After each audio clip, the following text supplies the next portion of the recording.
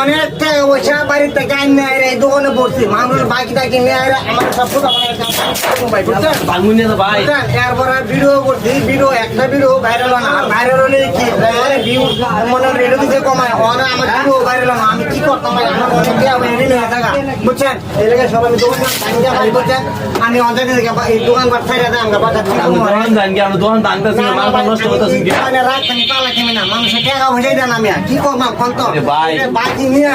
আমার একটা ভোট বানাই এখন আমি গথের বিঘারের মতো হয়েছিলাম বুঝছেন